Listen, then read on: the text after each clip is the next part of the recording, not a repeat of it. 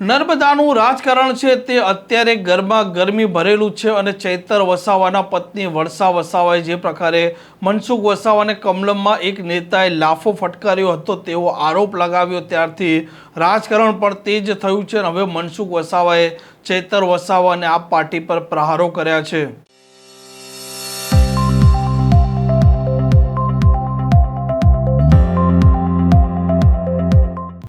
નમસ્કાર, આપ જોઈ રહ્યા છો હોટલાઇન ન્યૂઝ અને હું છું આપણી સાથે તોફિક ગાચી। નર્મદામાં જે પ્રકારે આમ આદમી પાર્ટી અને ભાજપ સામે આવી રહ્યું છે અને ચૈતર વસાવાના પત્ની વર્ષા વસાવાએ આરોપ લગાવ્યા હતા કે કમલમમાં મનસુખ વસાવાને ભાજપના એક નેતાએ લાફો ફટકાર્યો હતો અને જાહેર સભામાં તેમનું આ આપેલું નિવેદન છે તે ગુજરાતના રાજકારણમાં હડકંપ પણ લાવ્યો હતો, કેમ કે મનસુખ વસાવા ભાજપના જ સાંસદ છે અને જે પ્રકારે આ મામલો સામે આવ્યો છે ત્યાર પછી હવે તેનો જવાબ મનસુખ વસાવા આપી રહ્યા છે।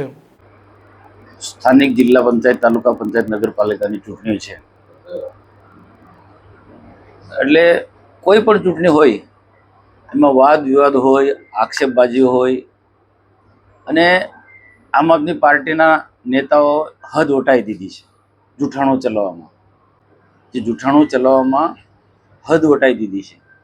અને આપ બધા જાણો છો તેમ સોશિયલ મીડિયામાં પણ અમારી પાસે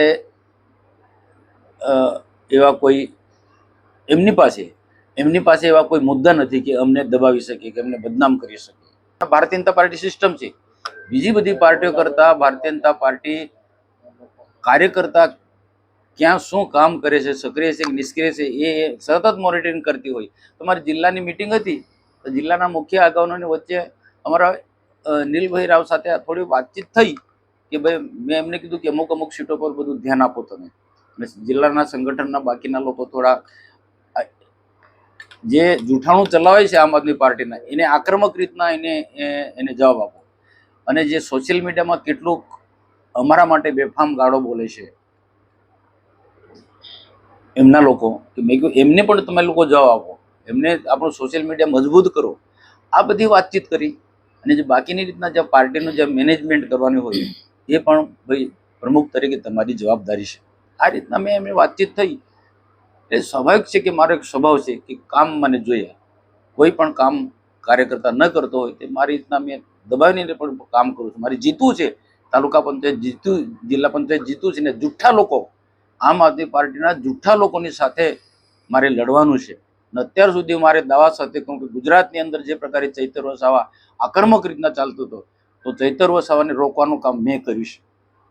ગુજરાતની અંદર કોઈ પાર્ટીઓએ હિંમતભેર ચૈતર વસાવાને કાઉન્ટર કરવાની કોઈ હિંમત નથી કરી। એટલે સ્વાભાવિક છે કે મને ટાર્ગેટ બનાવીને ચાલે ન। જેવી પાર્ટી કાર્યાલયમાં અમારી વાદ વિવાદ થયો છે નાનો મોટો, હું સ્વીકારું છું, પણ એ ઘરની બાબત છે। પરિવારમાં પણ નાનો મોટો ઝઘડો થતો હોય એને ખોટી રીતના એમને આખું ચગાવ્યું છે કે મનસુખભાઈને નીલ રાવ વચ્ચે ઝઘડો થયો, આમ થયો તેમ થયો। એવો કોઈ ઝઘડો નથી થયો અને એવું કોઈ ગાળાગાળી નથી થઈ કે એવું કોઈ બોલાચાલી પણ નથી થઈ। કદાચ કોઈ અમારી વાત વિવાદની અંદર કોઈક એવો વિડીયો એમની પાસે આવી ગયો છે, એમાં એ પણ બતાવે કે અમે મારામારી કરી કે ગાળાગાળી કરી, એવું કશું છે જ નથી। આવો હું ઊંચા અવાજથી બોલ્યો છે, ઊંચા અવાજ બોલે હું સ્વીકારું છું, અહીંયા પૂરતું ને કોઈ પણ જગ્યાએ। એટલે વર્ષાબેન તો મારી દીકરી સમાન છે, એનો કોઈ વાંક નથી। એને આમ આદમી પાર્ટીના એક સોશિયલ મીડિયામાં એનું કામ કરે છે આમ આદમી પાર્ટીનું, એ સુરતના કાર્યકર્તાને આ વાતની ખબર હતી, સ્પેશિયલી આવ્યો અને આ સભામાં વર્ષાબેનને તૈયાર કરી કે તમે મનસુખભાઈને માટે આવું બોલો। પેલી વર્ષાબેન ના પાડી કે ના, એમ ચૂંટણી બોલવું પડે તમારે, અને જબરજસ્તી વર્ષાબેનને બોલાયું કે મનસુખભાઈને નીલ રાવ જિલ્લા પ્રમુખનો ઝઘડો થઈને મારામારી થઈ। એટલે પેલી બેનને બિચારીને ખબર બી નથી, એટલે એ નાદાન છે। એ તો મારી દીકરી બરાબર છે, એ મારી સાસરીમાં મારી ભાણી છે, તો એ મારા માટે આવું ના પણ આમ આદમી પાર્ટી નિમ્ન કક્ષાનું રાજનીતિ કરનારા લોકો આવા પ્રકારનું એમને ઉશ્કેરીને બોલાવે છે। ક્યાંક તો આમ આદમી પાર્ટીનો વ્યાપ વધારવા માટે ચૈતરને પણ ટાઈટ કરે છે કે તમે મનસુખભાઈના વિરુદ્ધમાં આમ બોલો। ચૈતરભાઈ મને કીધું છે કે શું કરું, મને આ લોકોએ મેં કીધું ભાઈ તું મારે શા માટે મને ટાર્ગેટ બનાવે છે, ને આપણે એક પરિવારના લોકો છે, તું આ કઈ હદ પર જઈ રહ્યું। ત્યારે એમને દિલથી કીધું કે ખરેખર મારી ઈચ્છા નહોતી પણ મારા પાર્ટીનું દબાણ હતું અને મારા પાર્ટીમાં મારે ઇમેજ બતાવવા માટે પણ મારે એમને કે પ્રકારે મારે બોલવું પડ્યું. આ મનસુખ વસાવા આ વરસા વસાવાના જે પ્રકારના આરોપ છે તે આરોપો નકારી રહ્યા છે અને તેમનું કહેવું છે કે ચૂંટણી ટાણે આમ આદમી પાર્ટી આ પ્રકારના જૂઠાણા ફેલાવી રહી છે. આ પ્રકારના સમાચાર માટે હોટલાઇન ન્યૂઝ જે ચેનલને લાઇક શેર અને સબસ્ક્રાઇબ કરવાનું ભૂલતા નહીં. નમસ્કાર. આવા પ્રકારના વિડીયો તમને જોવા ગમતા હોય તો હોટલાઇન ન્યૂઝ ચેનલને લાઇક, શેર અને સબસ્ક્રાઇબ કરો.